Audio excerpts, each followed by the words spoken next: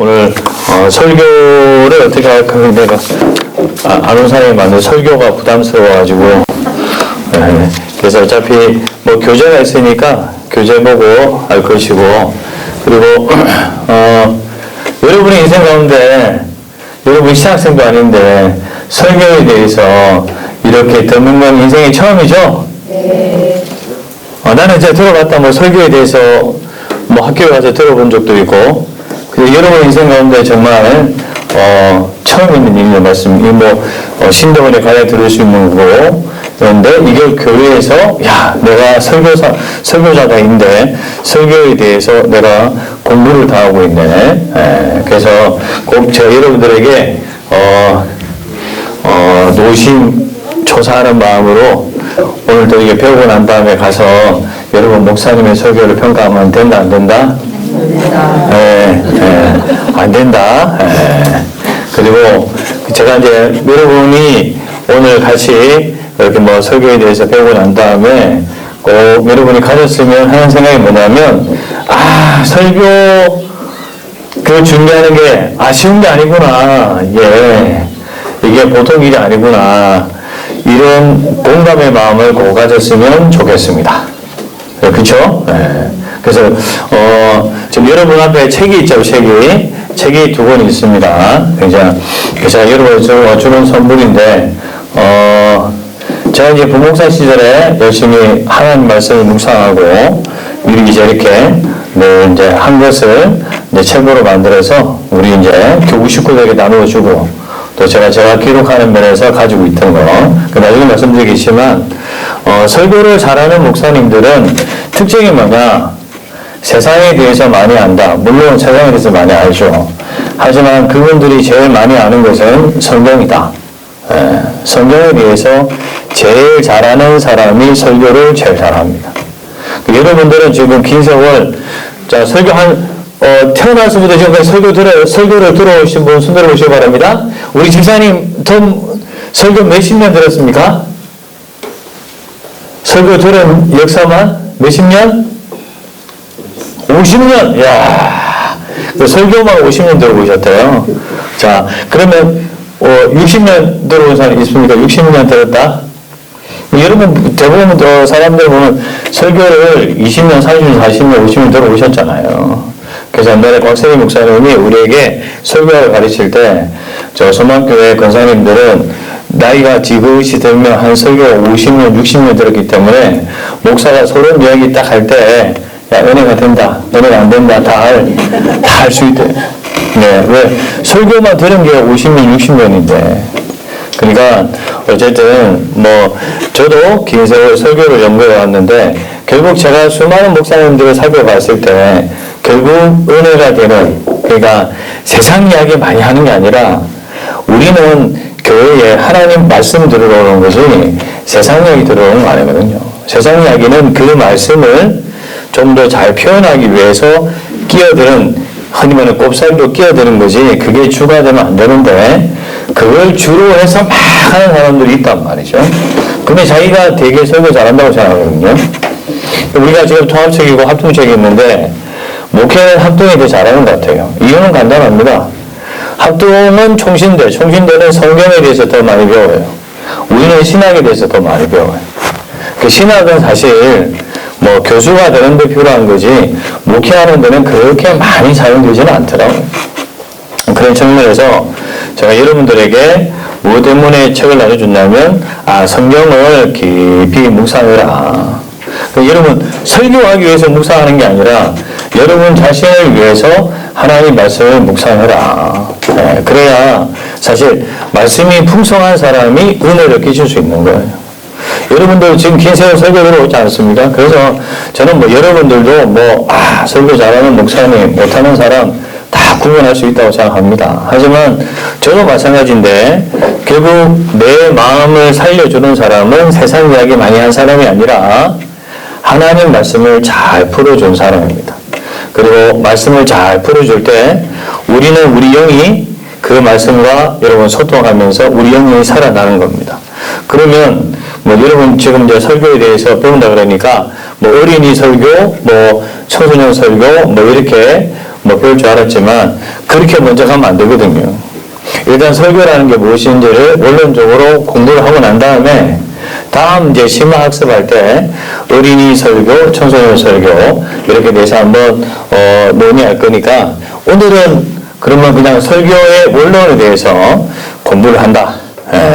그런 측면에서 여러분 하시고 제 소개하자면 여러분이 또 그렇잖아요. 아유 저분이 뭔데 내가 설교를 하시느냐.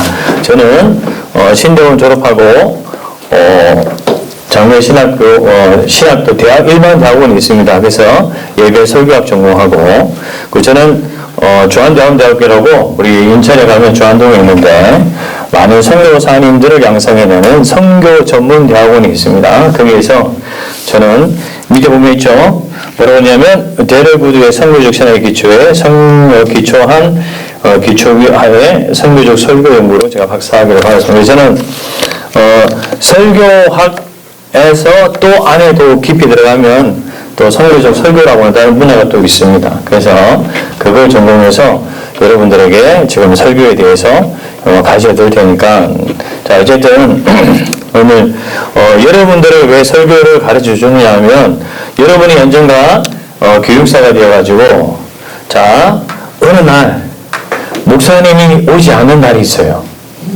못 오시는 날이 있습니다. 그럴 때 교회 교육사 누가 받았다던데 그러면 여러분이 대타로 나가야 되거든요. 갑자기 얼굴이 안 좋아졌습니다.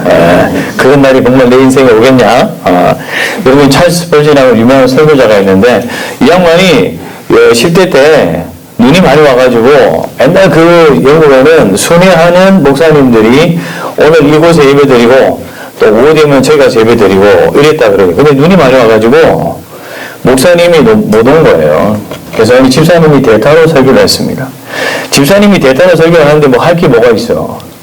뭐 당신 뭐 구원받았냐 뭐 이런 식으로 하는 거지. 근데 그때 스벌전이 딱 예배 참여했는데 이 집사님이 자기에게 만만하게 보이는 학생 스펄전에게 너 구원받았냐? 계속 물어본 거야. 그때 스펄전이 회심을 한 거예요. 그래서 어쩌면 20세기 가장 위대한 설교자가 되었습니다. 그러니까 하나님은 설교 잘한다고 사용하는 게 아니라 정말 어떤 때 누구를 사용하시든 누구의 인생을 변화시킨다.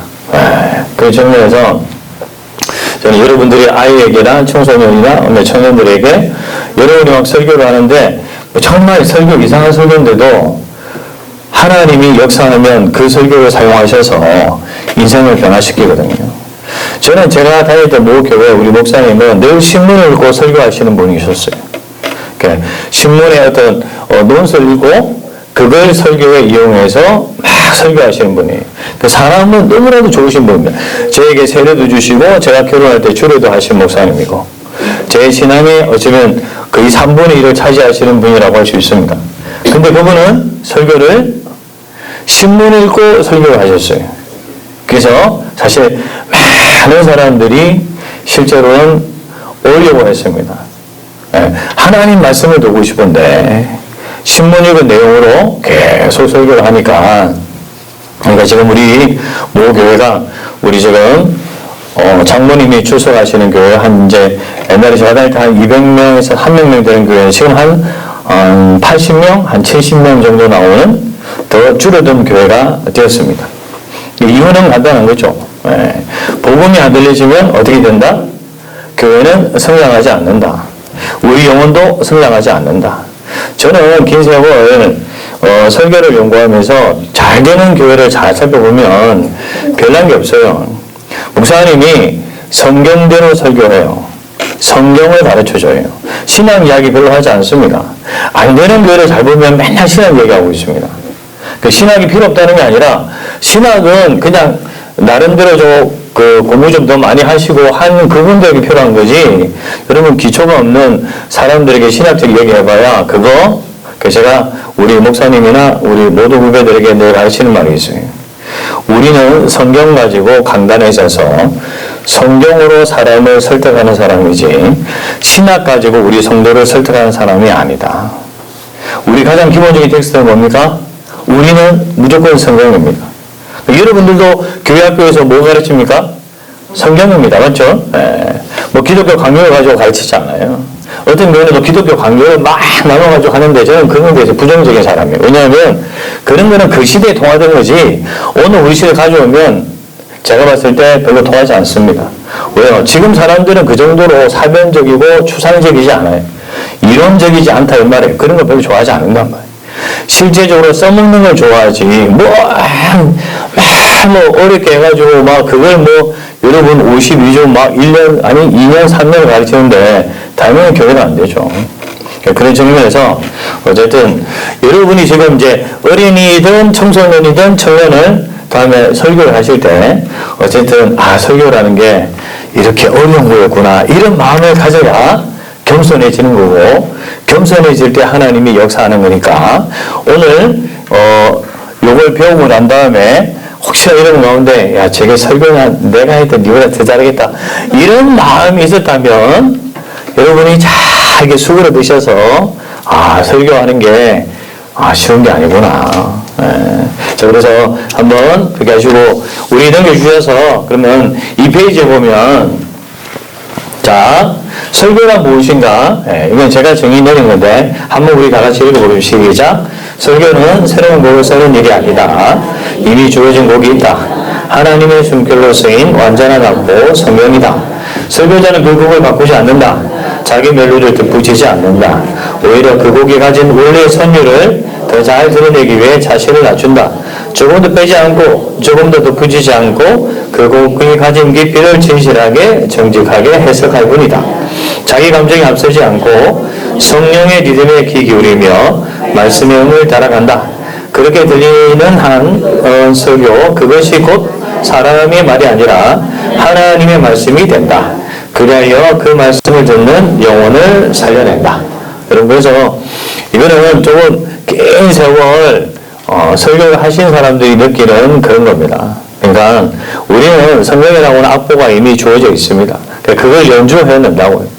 똑같은 노래 제가 요즘 보고 있는 뭐 우리들의 발라드라고 하는 그 노래 경연 대회가 있어요. 혹시 아십니까? 여러분들은 너무 공부 열심히 하셔가지고 아무것도 듣고 보지도 않고 그냥 오직 목요일날에 이 시간만 와서 하시는 분들이죠. 어쨌든 옛날 들었던 노래인데 10대, 20대 애들이 나와서 노래를 다시 부릅니다. 근데 웃긴 건 뭐냐? 똑같은 노래 원래 가수가 있어요. 근데 10대, 20대가 부르니까 또 조금 다르게 느낌이 온다 이 말이죠. 그러니까 성경이라고 하는 것은 이미 주어져 있는 거예요. 근데 사람마다 약간씩 일종의 연주를 다르게 하는 거예요. 그래서 조금 다르게 들리는 뿐인 거지 여러분 음은 다른 것이 아니다. 그러니까 이단은 뭡니까? 성경이라고 갖다 놓고 다른 음을 연주하는 거예요. 그러니까 지 마음대로 만들어낸 걸 연주한다. 그게 이단인 거고 우리가 말하는 정통은 성경이 이미 주어져 있으니까 그 악보대로 연주하는데 사람마다 조금씩 그들의 감정과 그들의 경험과 그들의 약간 기술에 따라서 조금은 다른 느낌으로 다가오는 거지 여러분 절대 다른 것은 아니다. 그러니까 이제 우리가 여러분들이 지금 공과를 가르치면 일종의 공과 가르치는 분들 중에 설교하는 겁니다. 작은 의미에서 말하면 그럼 여러분 공과 가르칠 때 뭐 가르칩니까? 여러분 생각이 얘기하는 겁니까? 아니죠. 말씀에 주어진 그 핵심 내용을 아이들에게 스토리를 통하든 감정을 통하든 여러분 퀴즈를 통하든 다 가르치고 있으니까 사실은 뭐 목사님이나 교사나 똑같이 다 완벽한 테스트는 항상 성경이다. 그러니까 제가 이제 우리 교회 와서 한 6년간 목회하면서 제가 가진 소망 중에 하나는 뭐냐면 창세기부터 요한계시록까지를 한 번 다 설교해 보는 겁니다. 그래서 지금 뭐 여러분들이 사실 많이 끝났어요. 근데도 여전히 그럼 내가 이 사역을 내려놓을 때까지 성경 전부를 다 설교해 보는 거예요. 그럼 보십시오. 어떤 목사님들은 자기가 하던 것만 계속 하는 사람이 있어요. 제가 이제 중앙교회에서 부목사 할 때 어떤 우리 집사님이 성경에다가 우리 원로 목사님, 나경원 목사님이 설교할 때마다 성경에 적었습니다. 몇월 며칠, 무슨 제목, 이래가지고 한 2, 3년을 적으니까 똑같더라고요. 예? 했던 거 또 하고, 했던 거 또 하고, 그래가지고 이분이 은혜가 안 돼서 자기가 포기했대. 예, 그러니까 계속 그 안에서 맴도는 거예요. 근데 사실은 이게 또 나쁘다는 건 아니에요. 설교학에서 목사님이 한 번 설교한 게 완벽한 게 아니라 똑같은 설교를 3번, 4번 할 때 진짜가 나온다고 합니다. 그러니까 3번, 4번 할 때 진짜가 나오는 거예요. 그러니까 우리는 한 번 듣고 난 다음에 야, 뭐 똑같이 하네? 그렇게 욕하면 안 되고 3번, 4번째 할 때가 진짜 목사님의 완벽한, 그러니까 그 말씀과 목사가 하나가 돼가지고 진짜 좋은 음악이 연주되듯이 딱 나온다는 거예요. 그러니까 뭐 반복한다는 것을 너무 여러분이 뭐라고 하지 마시고 또 뭐 어쨌든 처음부터 끝까지 그게 무슨 얘기냐, 제가 왜 그런 것에 도전하고 싶었냐면 자기가 하고 싶은 걸 하게 되면 사람들이 편향될 가능성이 높아요. 성경은 창세기부터 요한계시록까지 여러분 사실 설교하기 힘든 것들은 예언서, 기타 등등 이런 거 엄청 많아요. 네. 그런 걸 공부 엄청 열심히 해야 돼요. 그래서 설교할 때도 더 많은 신경을 써야 돼요. 근데 많은 사람은 그런 부분은 설교 안 한다. 네. 여러분들이 혹시 시간이 많아가지고 여러분 집에 가가지고 내가 들은 설교를 쭉 여러분이 만일에 정리를 딱 하시면 한쪽으로 치우쳐 있거나 그런 교회도 많이 있을 수 있다. 그러면 한쪽으로 치우친 영성이 만들어지는 거죠. 그러지 않으려고 처음부터 끝까지 하는데 이게 결코 쉬운 건 아니다. 자, 어쨌든 그래서 일단 3페이지 가셔서 자, 그러면 설교는 무엇인가? 시작. 말씀을 살다 말하는 거. 자, 그럼 제가 일부분 한번 질문해 보겠습니다. 그래서 오늘 제가 선물을 많이 가져왔는데 질문에 대답을 잘 하시는 분은 제가 선물을 드리도록 하겠습니다. 뭘 준다? 예, 그래서 여러분 좀 적극적으로, 예, 예. 자, 그럼 여러분 기세로 설교를 들어왔습니다. 여러분은 설교를 어떻게 정의하십니까? 설교가 뭐다? 여러분 개인의 정의. 제가 6조이십니까? 6조? 6조 중에서, 예. 나는 설교 이렇게 생각한다. 예. 한번 웃고만 있지 마시고, 한 30년 설교 들어오셨으니까. 자, 그러면, 여기는 몇 조이십니까? 1조? 1조는 어떻게 생각하세요? 1조? 설교는 설교자의 삶이다. 설교는 설교자의 삶이다. 감사합니다. 예. 김용문 우리 목사님의 정의와 거의 비슷합니다. 또, 다른 분? 예. 우리 50년 설교 들어오신 우리 집사님. 집사님 맞으시죠? 장로님이세요?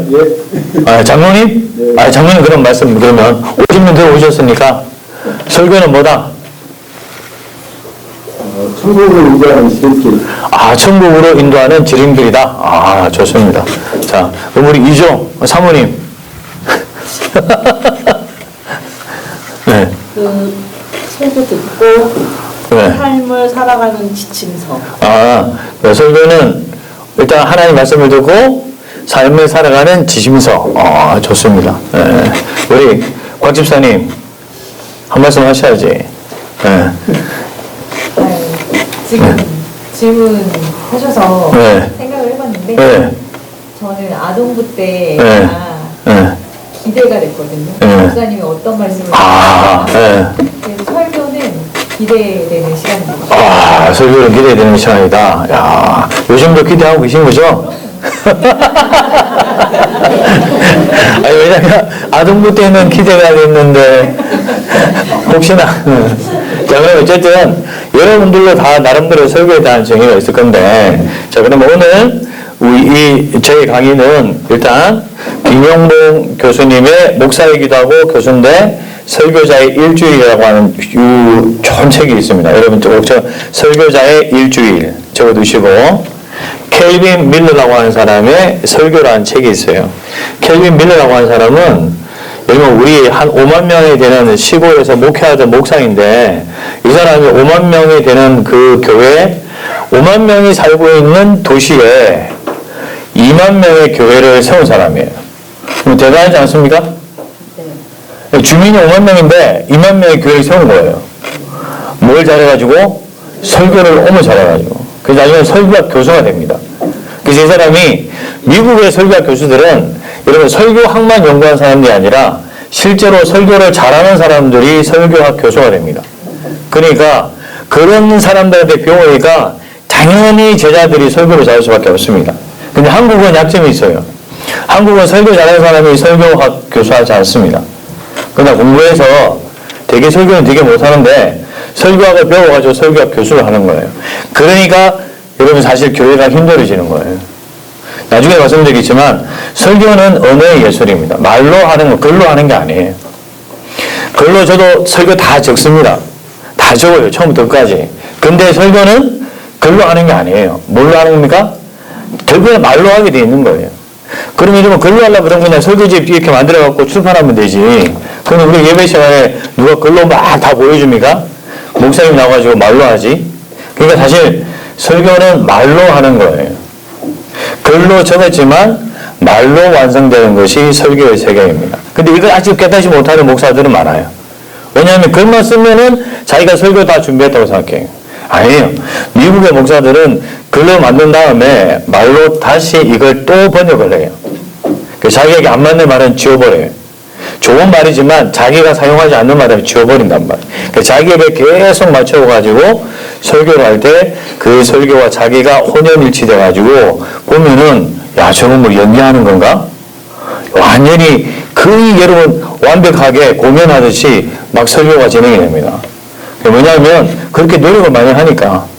근데 이제 일단 케빈 밀러라는 목사는 그래서 이 사람이 신학 교수할 때 이 사람의 수업을 듣기 위해서 학생들이 새벽에 와서 수강 신청을 하는데 그러니까 자리는 한정되어 있잖아요. 그러니까 우리 한국 유학생들도 이분한테 배웠는데 수강 신청하는 것이 장난이 아니었대요. 제가 이번 책을 지금 가지고 있는데 지금 새 책, 저는 후배들한테 이 책을 제가 읽고 나면 다 줘버렸어요. 야, 저한테 후배들이 설교에 관해서 가장 좋은 책을 추천해 달라면 저는 켈빈 밀러의 설교 이 책을 추천해 줍니다. 이 책 읽으면은 야, 설교를 정말 좋게 준비할 수 있다. 그래서 이 두 책을 사용해서 여러분들과 같이 우리 설교가 뭔지, 설교 어떻게 하는지 한번 알아볼 텐데요. 그래서 사실 여러분들은 사실 정말 김영문 교수도 되게 지금 뭐 목회 잘하다가도 딴 데 가서 개척하기도 하는데 이 사람도 수많은 설교집을 써놨고 여러분이 또 여러분 가운데 읽어본 사람이 분명히 있어요. 김영문 교수라고 있습니다. 그러니까 이 두 분 가지고 얘기할 테니까요. 그렇게 전제를 가시고 자 그러면 설교를 처음 배운 사람들이 가장 먼저 묻는 질문은 설교란 무엇인가입니다. 많은 이들이 설교를 해야 하는 말 혹은 성경을 잘 설명하는 일이라고 생각을 하는데 하지만 두 명의 타고난 설교학자 김영봉과 케빈 밀러는 설교를 훨씬 더 깊고 풍성하게 이해했습니다.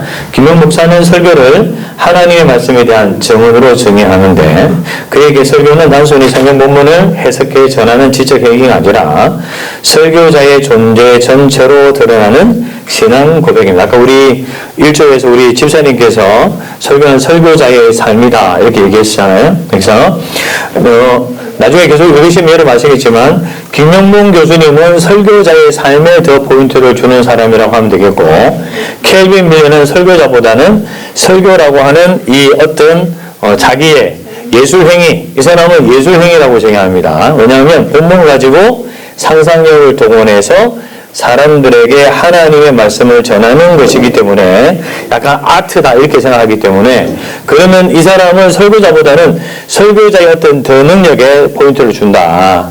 약간의 그 차이점가 있지만 그래도 우리가 또 알아야 되기 때문에 같이 한번 보겠습니다. 자, 그래서 금방 글자 보면 설교는 내가 믿는 말을 말로 풀어내는 것이 아니라 내가 살아낸 복음을 삶으로 말하는 것이다. 여러분 다 각자의 목사님이 계신데 목사님이 자기는 뭐 기도도 안 하면서 우리 뭐 기도해라 자기는 뭐 새벽기도 나오지 않으면 새벽기도 나오라 그러면 여러분이 나오겠습니까? 그리고 목사님이 보면 자기는 건강하지 않은데 맨날 건강하라 그러면 요즘 현대교육에 그래 니나 건강해라 그런다고. 그러니까 자기가 살아낸 거 분명히 살아낸 거 오늘 가장 위험한 건 뭐냐면 목사님들이 자기는 안 살아가면서 살아라고 할 때 여러분 기분 나쁘잖아요. 저도 신학교 다닐 때 교수님들 보면 맨날 공부하고 이제 자기는 뭐 기도도 안 하면서 학생들한테는 뭐 기도해야 된다 그러면은 우리가 당신은 기도도 안 하면서 왜 우리가 기도하라 그러냐? 예, 그게 반감이 생기더라고요. 똑같아요. 그래서 김영모 교수님은 그래서 뭐라고 하냐면, 자, 살아낸 복음을 삶으로 말하는 것이다. 그래서 그는 설교를 말씀과 설교자와 함께 살아가는 한 주의 기록이라고 부릅니다. 한 주 동안 말씀을 붙잡고 고민하고 그 말씀 앞에 자신을 돌아보고 그 과정에서 얻게 된 깨달음과 눈물을 가지고 주의 강단에 서는 것. 그것이 설교자의 진짜 사역이라는 거죠. 그래서 우리 그러면 시작! 설교는 잘 말하는 것이 아니라 잘 살아서 말하는 것이다. 네. 그래서 제가 아까 말씀드렸지만 우리가 이거 배우고 난 다음에 가서 이제 여러분이 좀 배웠다고 목사님 설교를 들을 때 평가하면 안 된다 이 말이 아시겠죠? 네, 그러지 말라는 거예요. 나중에 끝까지 다 배우셔야 아시겠지만 목사님들이 설교를 준비하는 게 이게 보통 머리 아픔이 아니구나. 네. 자 그러면 이 말은 설교의 본질이 언변이나 기술에 있지 않고 삶의 진실하고 영성에 깊이 있다는 것을 뜻하는데요. 설교는 전달의 기술보다 삶의 무게가 더 중요하다. 반면 켈빈 밀러는 설교를 또 다른 관점으로 설명합니다. 그런 설교를 이야기 속에 복음을 전달하는 뭐다? 예술이라고 말합니다. 그에게 설교는 단순히 성경을 설명하는 강의가 아니라 진리를 인간의 언어로 번역하는 창조적 행위입니다. 여러분 벌써부터 어려워졌어요. 맞죠? 예, 진리를 인간의 언어로 번역하는 무슨 행위다? 그러니까 여러분 설교 시간에 막 교수님들이 이렇게 강의해서 우리가 설교 실제를 하거든요. 그 설교를 준비하면서 설교를 한단 말이에요. 그러면 이제 교수님들이 박살을 낸단 말이에요. 왜냐하면 진리를 인간의 언어로 번역하는 창조적 행위나 그랬는데 너는 하나도 창조적이지 않다. 예. 그래서 엄청나게 욕을 들어먹고 여러분 CD 받고 뭐 이런 F 받는 친구도 있어요. F 받으면 다시 또 해야 돼. 그리고 여러분 그거만 하는 줄 아십니까? 뭐 손동작 뭐 이렇게 비디오 촬영을 해요. 비디오 촬영을 해가지고 우리한테 줘요. 가서 너 집에 가서 봐라. 여러분 다 경험하시죠? 여러분 처음으로 나온 비디오를 볼 때 여러분 어땠습니까? 다 여러분 너무 감동받으셨습니까? 와 내가 이렇게 예쁘네. 이렇게 잘생겼네. 감동받았습니까? 여러분 전부 다 저 인간이 내가 맞나? 다 이렇게 생각했지. 그러니까 막 낯선이가 막 설교를 하는데 막 손 열이 왔다 갔다 하고 막 이렇게 그런 과정을 우리가 거쳤거든요. 근데 그런 과정을 거치는 게 아니라 설교 준비해 가면은 막 이 부분 틀렸다. 이 부분 이래가지고 여러분도 빠꾸 맞고 뒤로 또 그래가지고 자 여기 보면 진리를 인간의 언어로 번역하는 창조적 행위다. 만약에 이게 여러분 설교를 칩시다. 그러면은 목사님들이 진리를 예수 진리는 있으니까 인간의 언어로 번역을 한다. 해석을 해가지고 창조적 행위다. 사실 그러면 이걸 여러분 매주 하는 게 아니죠. 한국 목사님들은 서양의 목사들은 새벽 기도를 하지 않아요. 그럼 언제 설교한다는 거예요?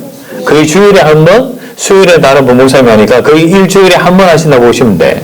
그럼 한국의 목사는 몇 번 합니까? 새벽에도 하고 수요일도 하고 금요 철야에도 하고 주일도 오전에도 하고 또 오후에는 목사님이 있으면 오후에 맡기면 되는데 그러니까 사실 저도 월요일 빼고 저 6일 동안 설교합니다. 거의 6일 동안 늘 설교하는 사람을 잘 보시면 돼요. 그러면 이걸 진리를 인간의 언어로 보여야 창조적 행위를 할 시간이 있어요? 없어요? 이렇게 생각하면 돼요. 여러분의 엄마면은 맨날 밥하죠. 제가 이제 담임 목사 돼가지고 중학교에 있을 때는 제가 1년에 한 3-4번 데이비 때 설교하고 수요일 날에도 3-4번 금요일철에도 3-4번 이게 설교였거든요. 왜? 목사가 많으니까 돌아가기 때문에 1년에 한두 번, 2-3번 하면 된단 말이에요.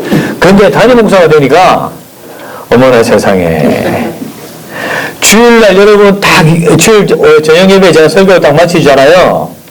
하나도 행복하지 않아요. 또 뭐 해야 되니까? 설교해야 되니까. 내 친구 중에 학원 원장이 있어요. 그 친구는 총신대 신동, 이 친구 공부 잘해서 전교 옛날에 고등학교 때 몇 등 하는 친구인데 자기가 설교를 한번 해보고 난 다음에 신학교를 때려쳤어요. 이걸 내가 매주 해야 된다 생각하니까 자기는 못하겠대. 그래서 그 친구는 학원 원장으로 갔어요. 그 학원 이제 잘 되다가 학원 팔아먹고 지금은 그냥 탱탱 놀고 있어요. 돈을 많이 벌어가지고. 그러니까 제가 왜 말씀드리냐면 우리 성도들 그러면 여러분 아시겠지만 엄마들이 제일 맛있는 밥은 누가 해주는 밥? 남이 해주는 밥. 그래서 여러분들은 사실은 목사님 설교를 듣고 여러분이 뭐 할 수 듣는 게 아니잖아요. 목사님에서 들려주는 거지. 그러니까 한 번씩 저는 그랬으면 좋겠어요. 성도들 세워가지고 설교를 시켜야 된다, 이가. 어느 교회 장로님이, 목사님한테 불만했을 때, 나 그 정도면 나도 하겠다 이래가지고, 그러면 주일날에 꼭 하시라고. 그런데 주일날에 안 나타나더래요.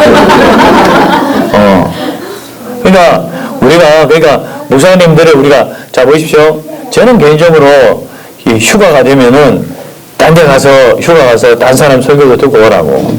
자, 아무리 맛있는 음식이라도 계속 먹으면 맛이 있다, 맛이 없다? 맛이 없다. 여러분 이제 몇 년째 빠져가지고 이분의 설교를 잘하는 건지 못하는 건지 잘 모른단 말이에요. 그러니까 저 딴 데 한번 가가지고 가서 들어봐야 우리 목사님 설교 잘하시는구나 이렇게 알게 된다 이 말입니다. 그래서 가서 이제 손을 딱 잡아주면서 목사님 수고가 많으시죠. 이렇게 위로를 해줘야 된다 이 말이에요. 요즘에는 성도들 가운데 위로해주는 성도보다는 우리 경상도 말로 막 셀이 막 공격하려고 막 은혜 되니 은혜 안 되니 막 설교를 왜 그따고 하니 여러분 우리 엄마들 자성 내가 담임 목사 돼가지고 내가 우리 엄마한테 감사했어요. 뭔지 알아요? 내가 보니까 우리 엄마랑 똑같은 일 하고 있더라고. 밥 먹고 나면 또 밥 해야 되고 또 밥 해야 되고 야 이게 우리 엄마랑 똑같더라고. 내가 그래서 내가 우리 어머니한테 그런다고 알아줍니까? 자식들이 알아줘요? 제때 밥 안 주면 자식이 뭐라고 줘? 밥 안 준다고 막 소리나 질러대지 안 그랬습니까? 우리 감사하지 않았잖아요. 저는 개인적으로 담임 목사 돼가지고 나는 우리 어머니한테 진짜 고맙더라고요. 이렇게 제때마다 밥을 탁 주시고 제때 뭐 영양가 있는 걸 주셔서 이렇게 잘생긴 얼굴이 됐으니까 일단은 그렇게 하시고 자 그래서 이분은 우리 그러면 시작 설교자는 본문에서 출발해서 상상력으로 걸어가 재단에서 멈춘다. 이거 설명을 들어보면 본문에서 출발한다는 것은 설교의 출처가 반드시 성경 말씀이야 함을 뜻하고 상상력으로 걸어간다는 것은 그 말씀을 오늘의 언어, 오늘의 이야기로 살아있게 만드는 과정을 의미하고 마지막으로 재단에서 멈춘다는 것은 설교의 목적이 단순한 설명이 아니라 청중이 하나님 앞에 서서 예배하고 결단하도록 이끄는 힘을 보여주는 거다. 여러분이 꼭 이 부분은 여러분 줄쳐놓고 꼭 한번 깊이 생각해 보시기 바랍니다.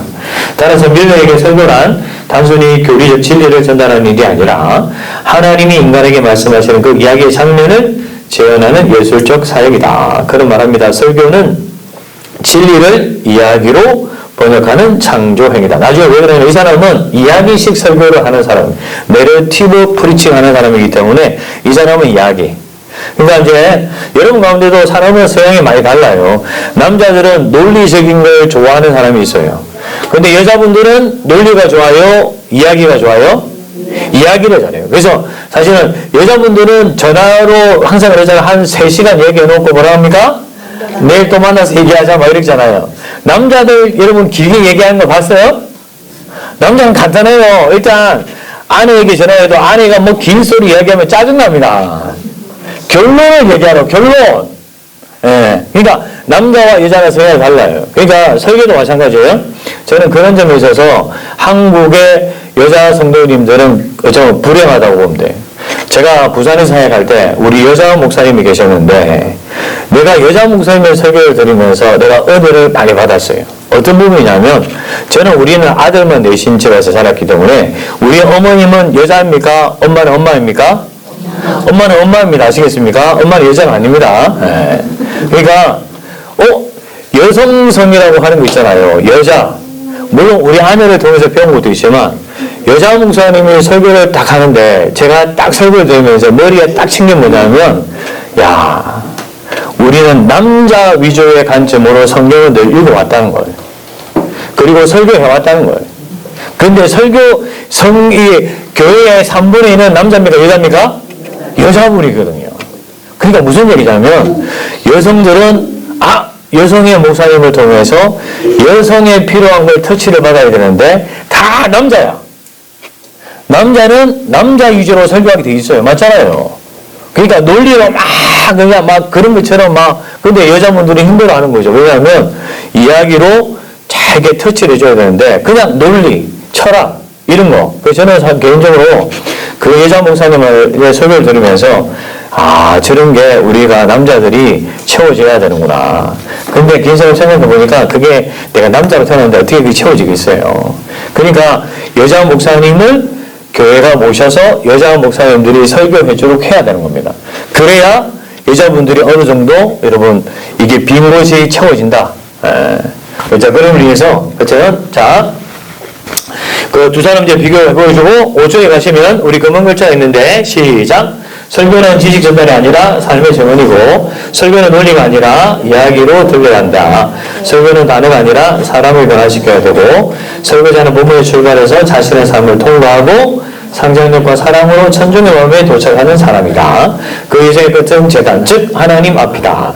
그곳에 설교자는 자신의 설교가 완성되는 것을 경험한다. 왜냐하면 설교의 완성은 말로 끝나지 않고 삶으로 이어지기 때문에.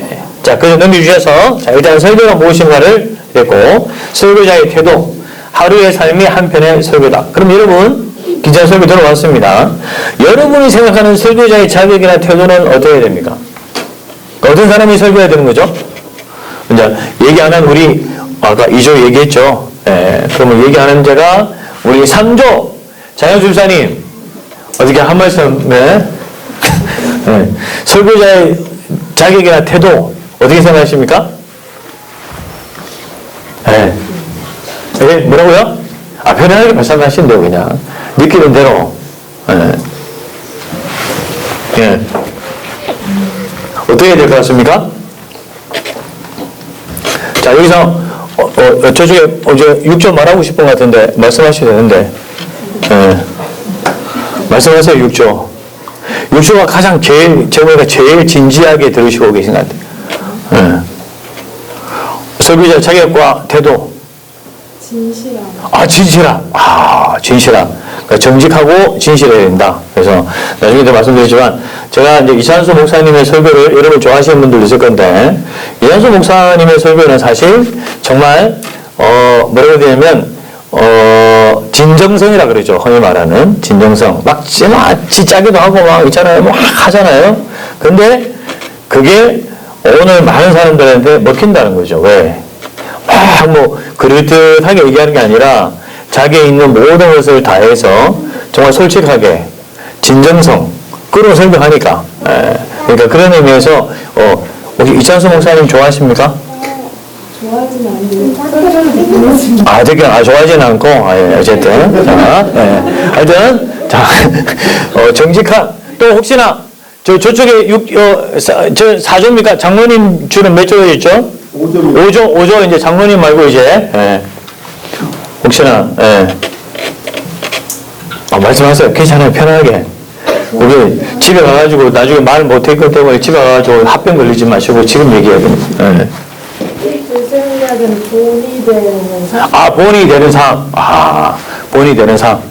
또 우리 사모님 한 말씀도 하세요. 또 남편을 보면서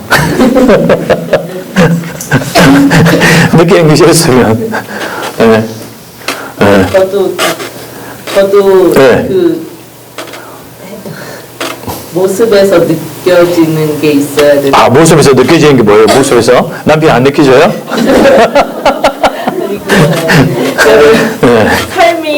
삶이 행동에서 느끼는 게 있어야 그죠. 그게 이제 설교자. 흔히 말하는 이제 우리가 설교자의 자격이나 그래가지고 열심히 사는 공부를 하고 지금 대부분의 목사님들은 거의 다 뭐 박사학위까지 다 가 있죠. 어쨌든 이래도 저래 공부를 해서 왜냐면 공부를 많이 하면 할수록 좋은 설교를 할 것이라고 하는 일종의 보이지 않는 룰이 있기 때문에 저는 공부를 많이 한다는 것에서 저는 절대 부정하지 않습니다. 공부 많이 하셔야 돼요. 그렇지만 자 이제 이 두 사람의 이야기를 들으면서 어떤 것이 설교자의 자격이고 태도인가를 한번 알아볼 텐데 자 그러면 여러분 그 위에 제일 금은 글자죠. 설교자는 먼저 어떤 사람인가가 중요하지 무엇을 아는가가 중요하지 않다. 아까도 우리 집사님이 설교자의 삶 그러니까 굉장히 설교를 잘하는데 인생을 이상하게 사는 사람들이 있습니다. 이제 제가 하여튼 책에 보면 이런 이야기가 있었어요. 어떤 목사님이 70살에 다 은퇴를 했어요. 근데 이제 교회를 안 나오는 거예요. 그래서 교인이 가서 물어봤대. 왜 목사님 교회 안 나오시니까 직업이었다고. 직업이었다고. 근데 직업이었으니까 딱 70살 채우고 그다음부터는 안 나간다고. 예. 그러니까 그런 분도 있다. 예. 그러니까 그런 분이 한두 분이겠습니까? 사실은. 그러니까 왜냐하면 직업적으로 목회하는 사람들도 있죠. 그래서 사실은 여기까지만 딱 채우고 나는 정말 저녁에 살 거야. 많습니다. 그런 사람. 근데 그러면 우리 한번 생각해 보자고. 내가 만약에 그런 목사님 밑에 있던 교인을 생각해 봐요. 그럼 우리 마음이 어떻게 하겠습니까? 그럼 내가 그런 사람한테 설교 들은 거야? 그러니까 설교자가 사명이나 소명으로 한 게 아니라 그냥 자기 직업 먹고 살기 위해서 한 것이고 그분이 매주 하는 설교를 내가 들었다는 거야? 그러면은 내가 생각할 때 굉장히 우울할 것 같아요. 그러니까 여러분들이 오늘 또 공부하신 다음에 제가 여러분 꼭 바른 뭐냐면 교만하지 말고 목사님들이 설교를 주면 얼마나 힘들고 그대 목사님을 위해서 기도하시라고. 네. 사모님만 기도하면 됩니까? 교인들도 같이 기도해야지. 그러니까 제가 설교하면 설교학 책 읽다가 내가 제일 놀란 것 중 하나가 설교 시간에 손에 땀을 흘리는 사람은 딱 2명 있대. 누군지 알아요? 사모님 빼고 설교할 목사와 특송할 자매. 네. 그 두 사람만 손에 땀 나고 있대. 나머지 사람들은 가만히 다 앉아가지고 어떻게 하는가 보는 거지. 물론 사모님도 뜰 수 맞네. 내가 사모님도 그래요? 우리 아내한테 물어봐야 되겠다. 진짜. 그러니까 우리가 한번 저분을 통해서 내가 하나님의 은혜를 받는다고 생각한다 그러면은 여러분 우리는 그 목사님을 위해서 기도해야 되는 거예요. 근데요 많은 사람들은 기도도 하지 않으면서 이게 뭐 맞니 안 맞니 뭐 은혜가 되니 은혜가 안 되니 막 그딴 소리만 합니다. 그러니까 기도를 하고 난 다음에 그렇게 하시라고. 그러니까 그래서 이 김용무의 관점 여러분 이제 그 노트에다가 꼭 이 단어 세 단을 꼭 적어주시기 바랍니다. 일단 에토스 꼭 적어줘요. 에토스. 수사학을 배울 때 우리가 가장 기본적으로 배우는 게 있어요. 에토스, 파토스, 그다음 로고스. 이 세 단어를 꼭 여러분이 꼭 알아주시기 바랍니다. 사실 설교자 일주일 책 이 책을 읽으면은 김용훈 교수님은 이 세 큰 테마로 만들어놨습니다. 이 책을. 그래서 에토스는 뭐냐면 인격, 파토스는 감정, 열정, 로고스는 이성. 그러니까 성경 말하면 텍스트가 되는 거죠. 그러니까 이게 수사의 가장 기본적인 세 가지 요소이거든요. 아리스토텔의 수사를 공부하면은 요 세 가지 가지고. 그러니까 흔히 말하면 연설한다, 뭐 여러분 운명가다, 다 이 세 가지 안에서 놉니다. 제가 공부한 미국의 많은 목회자들도 이 세 가지로 설교학을 설명하는 사람들도 있습니다. 여러분이 말로 하는 직업에 있는 사람들은 이 세 가지 속에 놀고 있어요. 에토스, 파토스, 로고스. 그러니까 한번 생각해 보세요. 파토스하고 로고스는 있는데 에토스, 설교 인격이 엉망이야. 은혜 안 되겠죠? 근데 인격은 있어요. 로고스, 설명도 잘해. 근데 감정 없이 설교를 해. 그냥 늘 보고 읽어요. 그냥 하나님께서 말씀하셨습니다. 뭐 보고 읽어요. 그럼 여러분 내용은 좋은데 감정이 없으면 여러분 자겠죠? 그 힘들잖아요. 근데 이분 어떤 분은 에토스도 있고 파토스도 있는데 로고스가 없어요. 성경을 잘 이해 못해갖고 여러분 이상한 소리 해요. 그럼 또 안 되는 거잖아요.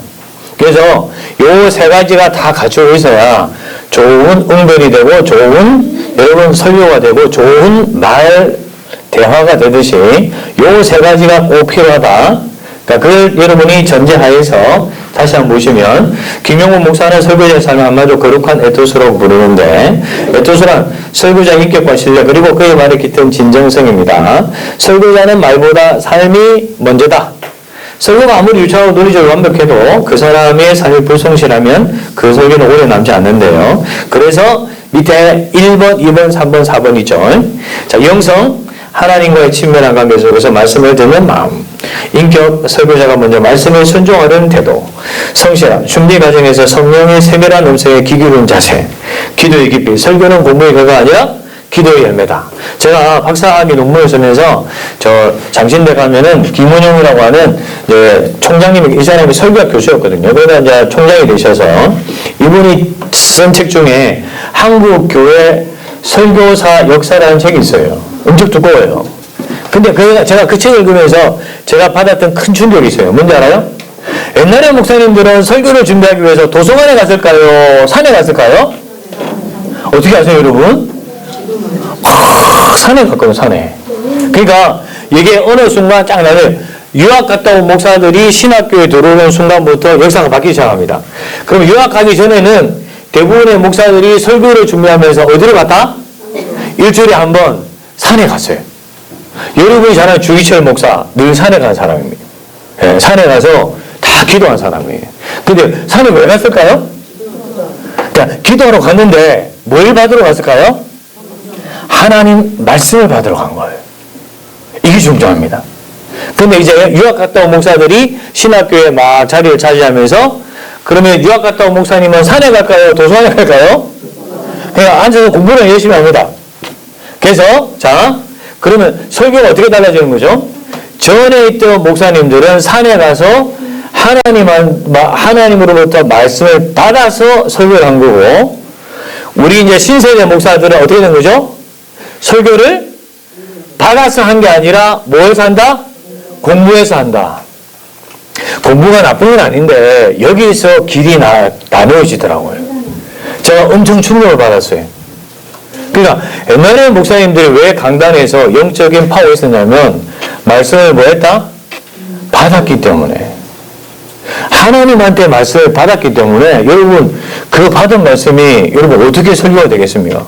막 살아있잖아요. 말씀 받았는데. 근데 공부한 건 어떻게 되는 거죠? 공부한 거는 리포트 발표하듯이 하게 되는 거예요. 그러다 보니까 여러분 논리적이고 다 내용은 좋은데 여러분 영역이 올라간다 내려간다? 내려간다. 제가 그때 그걸 깨닫고 제가 엄청난 사실 충격을 받았어요. 그러니까 옛날에 유학 안 갔던 목사님들은 정말 하나님 말씀을 받기 위해서 최선의 노력을 다했다는 겁니다. 근데 우리는 이제 공부해왔기 때문에 강의 설교하듯이 이제 시리즈를 쭉 가는 거예요, 이제. 1장 다음에 2장, 2장 다음에 3장. 그럼 기도하겠습니까? 안 하겠습니까? 기도 안 해도 이제는 2장 다음에 3장 하면 되는 거예요.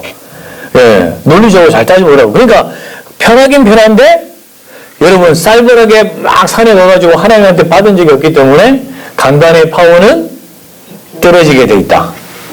그러니까 이제 제가 어떤 결혼식에 갔는데 이야기 마고 잠시 쉬었다 하겠는데 결혼식에 갔는데 제가 기도하러 가고 다른 목사님 그 신부 척에 설교를 하고 제가 이제 기도를 하고 그런데 이제 기도 마치고 내려오고 이제 결혼이 끝났습니다.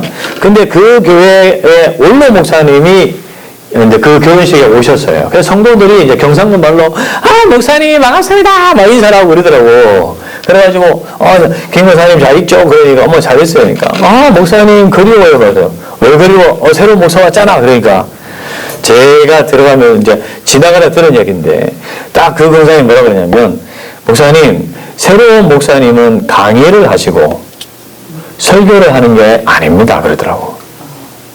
야, 그래서 내가 그걸 들으면서 저는 엄청난 충격이었거든요. 새로운 목사님은 설교하는 게 아니고 강의를 한대. 우리한테 가르친다 이 말이에요. 가르치는 게 본이라는 거예요. 그러니까 그게 주된 목적이라는 거예요. 근데 목사님은 옛날에 설교를 하셨다는 거예요. 그래서 제가 그래서 제가 그러면 교인들도 사실은 그걸 안다라는 거예요. 야, 이게 강의하는 거냐? 설교하는 거냐? 네, 차이죠. 어쨌든 우리 7페이지 여기서 어쨌든 기도에서 하나님 말씀을 받았다. 그래서 제가 여러분께 말씀드렸던 거예요. 우리 목사님이 기도를 열심히 하셔서 하나님 말씀을 받은 걸로 설교하도록 여러분 기도하시기 바랍니다. 제가 간증할게요. 여러분 뭐예요? 저도 새벽에 1시간 기도하거든요. 기도하는 것 중에 여러 가지 종목도 있습니다만 하나님 말씀 주세요. 말씀 달라는 거예요. 왜냐 그게 사실 내가 여러분 아무리 내 성도들 여러분 신방해도 내가 어떻게 잘하겠어요. 성령님이 보다 성도를 잘하는 분은 이 세상에 존재하지 않습니다. 그러니까 하나님께 받은 말씀은요, 딱 설교를 하면 수많은 사람들이, 어떻게 내 사정을 알았지? 어떻게 목사님이 나의 아픔을 알고 있는 거지? 다 이렇게 되는 거예요. 그러니까 그런 장면에서 여러분 꼭 여러분 목사님을 위해서 꼭 기도하셔서 우리 목사님이 꼭 말씀을 받아서 설교하는 분이 되도록 하시고 난 다음에 한 10분만 쉬었다가 다시 만나겠습니다.